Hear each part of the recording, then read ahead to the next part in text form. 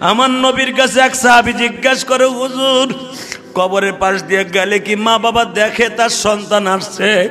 নবী বলে 100% দেখে। কেমনে দেখে?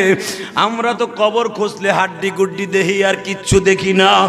নবী বলে এই মাটির দেখো, মিনহা খলাকনাকুম ওয়া ফিহা নুঈদুকুম ওয়া মিনহা নুখরিজুকুম তারাতান উখরা। মাটি দিয়ে বানানো এই খাসা মাটির সাথে মিশে যাবে, এই বডির কোনো দাম নাই রে। এই বডির মধ্যে যে অসীম পাখি আছে, ওই পাখিটা কিয়ামত পর্যন্ত আযাব আর গজবের মধ্যে থাকে। ও তো ওই কবরে থাকে, ওর পরেই তো সাজা হয়। ও সাহাবী তুই জানোস না, যদি সাজা পাইলে ব্যথা পায়, তার রূহের মধ্যে ব্যথা পায়। সন্তান কবরের কাছে গেলে কেন মা ঠিক পায় না? এই জন্য নবী আমার প্রতি বৃহস্পতিবার আর সোমবার জান্নাতুল বাকি কবরস্থানে যাইতেন। জান্নাতের কবরস্থানে যাইয়া নবী আবার বলতেন, ও কবরওয়ালারা তোমরা কেমন আছো? তোমাদের কোনো টেনশন নাই, কারণ তোমাদের কেউ এসে জ্বালায় না, কেউ এসে বলে না ধার টাকা পাবো দাও, কেউ এসে বলে না খাবার দাও বাজার দাও। তোমরা এমন ভাবে নিরিবিলিতে ঘুমায় আছো, তোমাদেরকে দেখারও কেউ নাই মালিক ছাড়া, তোমাদের উপর দিয়ে মিছিল মিটিং করার মতো কেউ নাই। আর আমি দুনিয়ায় বেঁচে আছি, আমি মুহাম্মদ। সকাল হলে অমকে আমারে মারবে, অমকে আমার দলের বিরুদ্ধে কথা কয়, অমক আমার সাহাবীরে মারে, অমক ইসলামের বিরুদ্ধে কথা কয়। কত টেনশন আমি মুহাম্মাদের অন্তরে। আর তোমরা কবরওয়ালাদের কোনো টেনশন নাই, আরামে ঘুমাই রইছো। সুবহানাল্লাহ বললেন না? এই যে মানুষ যে বলে ভাই কেমন আছো, আর ভাই শান্তির কথা কইও না, শান্তি পাবো আর কবরে গেলে। কেন? ওখানে আর কোনো টেনশন নাই। কথা বলেন না কেন? যদি কপালটা খারাপ হয়ে যায় তখন আর টেনশনের অভাব নাই। মা, আপনি দেখেছেন যুবক ভাই, মা পৃথিবীর এমন একটা সম্পদ, এমন একটা মেডিসিন। মা সন্তানরে কোলের মধ্যে নিয়ে ইটা ভাঙ্গে, পাথর ভাঙ্গে। কথা বলেন না কেন?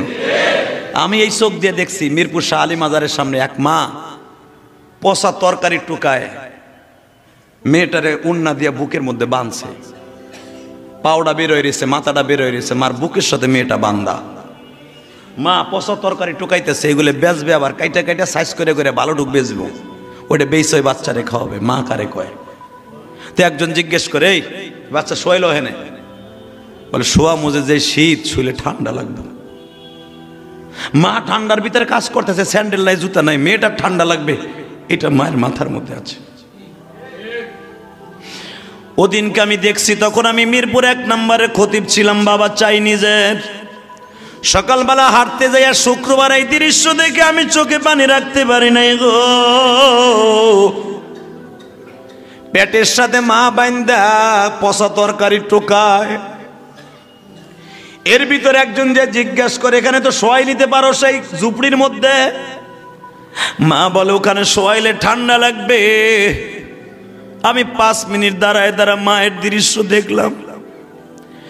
তরকারিগুলা পলিথিন থেকে বের করলো, পচাগুলা চাকু দিয়া চাষ করলো,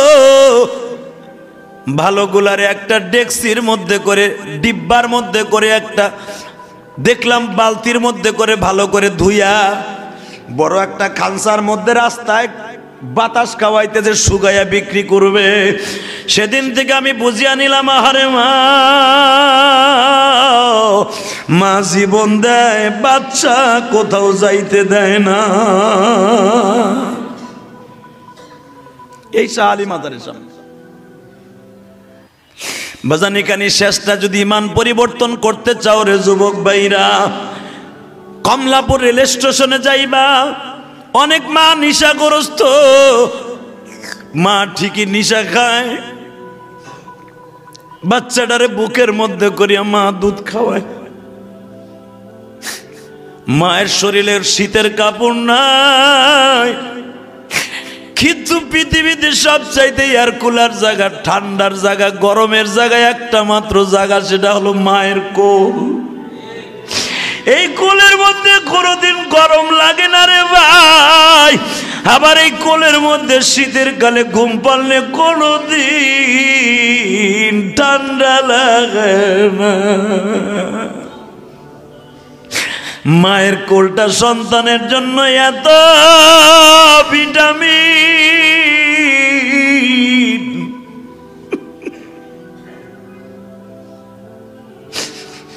এইরকম সিস্টেমের আর কোলারের বিল্ডিং পৃথিবীতে কোথাও থাকার জায়গা নেই।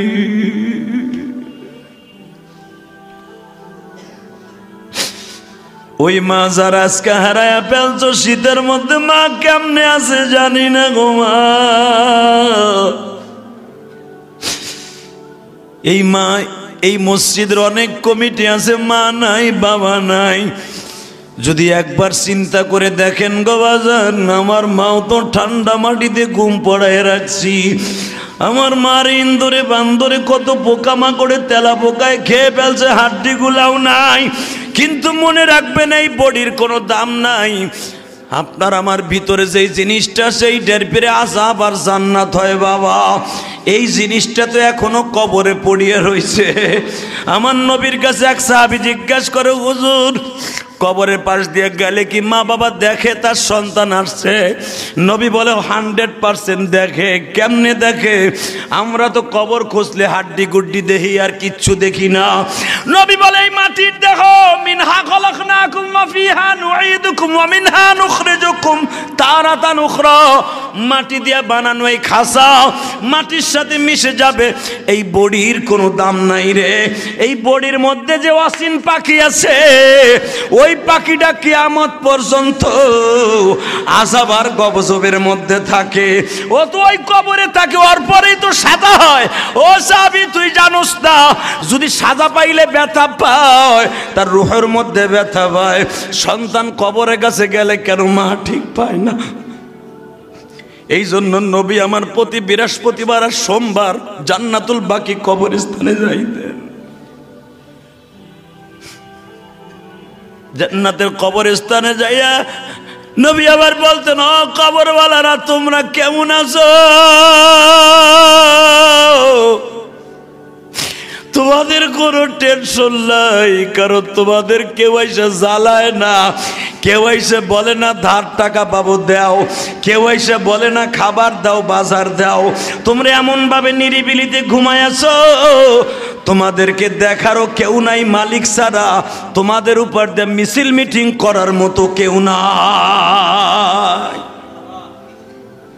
আর আমি দুনিয়ায় বেঁচে আছি, আমি মুহাম্মদ। সকাল হলে অমকে আমারে মারবে, অমকে আমার দলের বিরুদ্ধে কথা কয়, অমক আমার সাহাবীরে মারে, অমক ইসলামের বিরুদ্ধে কথা কয়। কত টেনশন আমি মুহাম্মাদের অন্তরে। আর তোমরা কবরওয়ালাদের কোনো টেনশন নাই, আরামে ঘুমাই রইছো। সুবহানাল্লাহ বললেন না? এই যে মানুষ যে বলে ভাই কেমন আছো, আর ভাই শান্তির কথা কইও না, শান্তি পাবো আর কবরে গেলে। কেন? ওখানে আর কোনো টেনশন নাই। কথা বলেন না কেন? যদি কপালটা খারাপ হয়ে যায় তখন আর টেনশনের অভাব নাই।